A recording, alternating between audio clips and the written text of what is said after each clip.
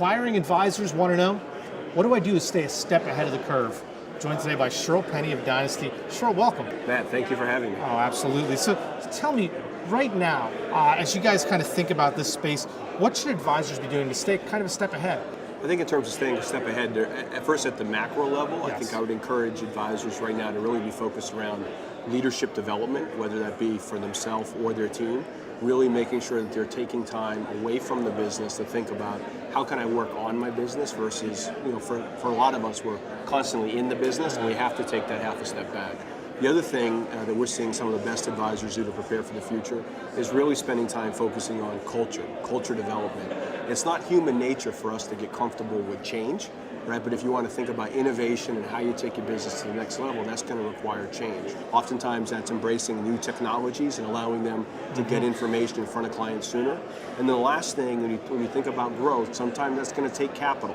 So we're seeing a lot of advisors now thinking about their operating documents, their capital stack, making sure that they have the right capital. Maybe allows them to grow inorganically, buy other RIAs, to have both an organic and inorganic growth story going forward. So those would be some of the things that we're seeing advisors doing currently. And it's difficult, I think, because a lot of advisors are accustomed to kind of working in their business rather than on their business, right? So what are some of the other real challenges they face to make that push, to CEO rather than just advisor? We're absolutely seeing what I call a massive professionalization and a rapid professionalization of the space.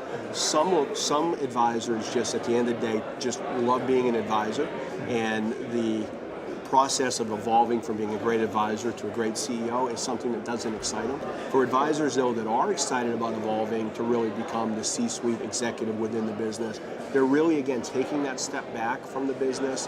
They're investing in spending time with other leaders, maybe outside of their industry, and really focusing on how do I improve brand development, what's my brand DNA, how do I attract and retain the best talent, how do I scale my business, how do I increase my margins over time through utilization of technology, how do I put a real strong finance function within my business. All this can seem daunting for advisors. What do you recommend for an advisor who looks at this and kind of pulls back and just says, I can't do all of this? I think some of the best learning for all of us as leaders comes peer-to-peer. Mm-hmm. So, the beautiful thing about Dynasty is we have this great community. Right. So we have 45 firms within the community, and a lot of the best learning occurs when the principals get together and they talk about what's working for them and what's not working.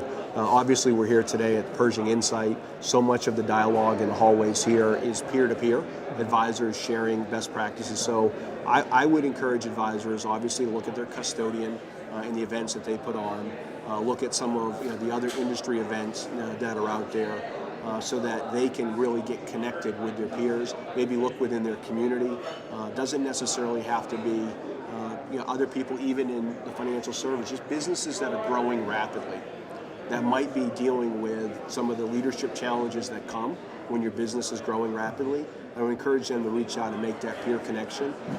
For most people, we find that to be a really good return on investment of the time when they do that. Absolutely. Shirl, some great insights. Thanks so much for taking time to chat. Thank you again for having me. Absolutely. For Investment News, I'm Matt Ackerman.